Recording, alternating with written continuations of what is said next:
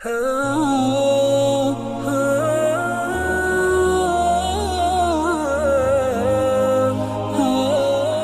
ہم نے کبھی سوچا کہ ہم اس دنیا میں کیوں آئے ہیں؟ کیا ہم نے کبھی سوچا کہ ہماری زندگی کا مقصد کیا ہے؟ کیا ہم صرف ایک لائف سائیکل کو پورا کرنے آئے ہیں؟ کیا صرف ہم اس دنیا میں پیدا ہوئے، پھر بڑے ہوئے، پھر شادی کی، ایک اچھی لائف گزاری، کچھ کمایا، ایک گھر بنا لیا، ایک اچھی سی گاڑی لے لی، اور پھر بوڑھے ہو گئے اور پھر مر گئے؟ کیا ہم صرف ایک لائف سائیکل، ایک چکر کو پورا کرنے آئے ہیں اور ہماری زندگی کا مقصد کچھ نہیں ہے؟ کبھی تنہائی میں بیٹھ کر اس سوال کو ضرور سوچیے گا کہ ہماری زندگی کا مقصد کیا ہے؟ دنیا میں آنے کا ہمارا مقصد کیا ہے؟ یہ سوال نہایت قیمتی ہے۔ اللہ پاک ہمارے خالق ہیں، اللہ پاک ہمارے رازق ہیں، اللہ پاک ہمارے مالک ہیں، اور پوری کائنات کو بنانے والے اللہ پاک ہیں۔ اللہ پاک نے جب اس دنیا میں انسان کو بھیجا تو اللہ پاک نے دو راستے متعین کر دیا، ایک نیکی کا راستہ یعنی حق کا راستہ، اور ایک برائی کا راستہ یعنی شیطان کا راستہ۔ اور پھر جب انسان اس دنیا میں برائیوں کی طرف لگ جاتے تھے تو اللہ پاک انبیاء کرام کو مبعوث فرماتے تھے، اور وہ لوگوں کو نیکی کی طرف بلاتے تھے، اور شیطان ان کو گمراہی کی طرف بلاتا تھا اور بلا رہا ہے۔ تو اس طرح ایک یہ سلسلہ چل رہا ہے۔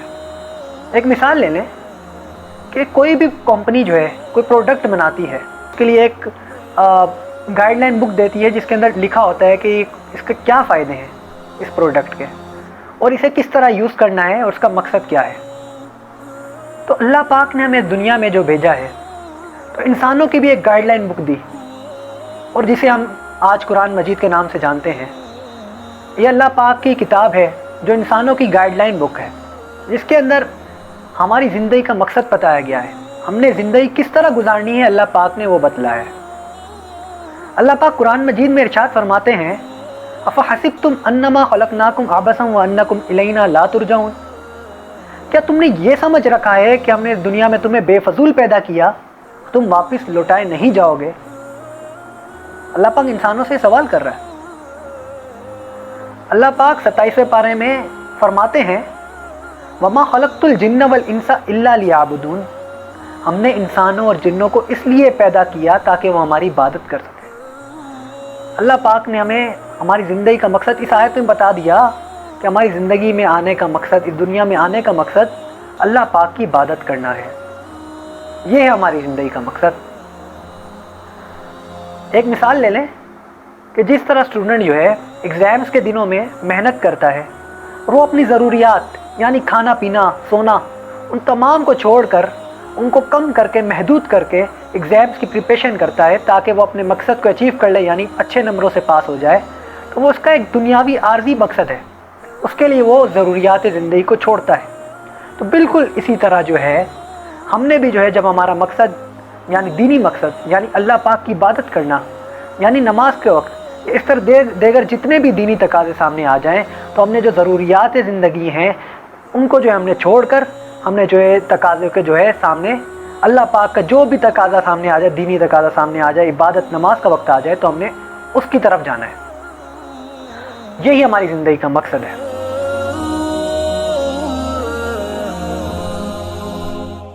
اب ہماری اللہ پاک نے ایک ذمہ داری بھی لگائی ہے۔ جی ہاں، اس امت مسلمہ کی اللہ پاک نے ایک ذمہ داری دی ہے۔ وہ کیا ہے؟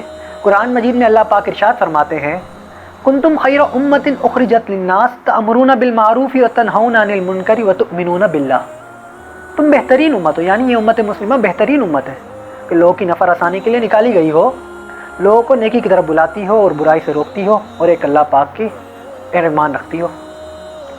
یعنی یہ امت خود تو نیکی کرے گی، خود تو عبادت کرے گی، اپنے جو مقصد ہے اس کو پورا کرے گی، لیکن دوسروں کو بھی نیکی کی طرف بلائے گی، اپنے بھائیوں کو، دوستوں کو، اور برائیوں سے ان کو مناسب طریقے سے روکنا بھی ہے۔ یہ ہماری ذمہ داری لگائی ہے۔ یہ انبیاء والا کام تھا۔ یہ انبیاء آتے تھے اور لوگوں کو نیکی کی طرف بلاتے تھے اور برائیوں سے منع کرتے تھے۔ یہ انبیاء والا مبارک کام تھا، لیکن اب انبیاء کرام کا سلسلہ ختم نبوت کی وجہ سے ختم ہو گیا۔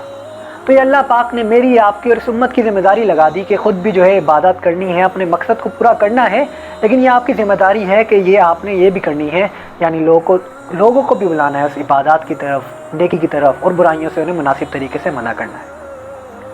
اب جیسا کہ ماہ مقدس رمضان کا مہینہ چل رہا ہے، تو تمام مہینوں سے افضل مہینہ ہے اور اس کا ایک ایک لمحہ قیمتی ہے، اور اب جو ہے آخری طاق راتیں چل رہی ہیں، اب 2 طاق راتیں رہتی ہیں، 27ویں اور 29ویں کی۔ ان میں ہو سکتا ہے شب قدر ہو، یا ہو سکتا ہے کہ پچھلی میں گزر گئی ہو، لیکن طاق رات کی جو ہے بہرحال فضیلت بہت زیادہ ہے، اور طاق رات اور شب قدر کی جو ہے فضیلت تو بہت زیادہ ہے۔ اس کا جو ایک ایک لمحہ ہے جو بہت قیمتی ہے، اس کے اندر جو ہے اللہ پاک مسلمانوں کے گناہوں کو معاف فرما دیتے ہیں، اور جو عبادات کرتا ہے جس کی اللہ پاک کو پسند آ جاتی ہے، اللہ پاک اسے سارے گناہوں کو معاف فرما دیتے ہیں۔ اس کے تو ایک ایک لمحے کے اندر جو اللہ پاک اتنے ثواب اور بہت زیادہ اس کی فضیلتیں ہیں۔ تو اب جو لمحہ ہمارے رمضان کے رہ گئے ہیں، ان کے اندر جو ہے ہم جو ہے اللہ پاک کی خوب عبادت کریں، اپنی پچھلی زندگی سے جو ہے ہم توبہ کریں، اور جو ہے آگے کی زندگی جو ہے پورا عزم کر لیں کہ ہم جو ہے نیکی کے لیے، اپنے مقصد کو پورا کرنے کے لیے گزاریں گے، اور اپنی ذمہ داری کو جو ہے ہم احسن طریقے سے نبھائیں گے۔ تو اللہ پاک جو ہے مجھے بھی عمل کرنے کی توفیق عطا فرمائے، اور آپ سب کو بھی جو ہے اللہ پاک اس پہ عمل کرنے کی توفیق عطا فرمائے۔ جزاک اللہ خیرہ۔ السلام علیکم ورحمۃ اللہ وبرکاتہ۔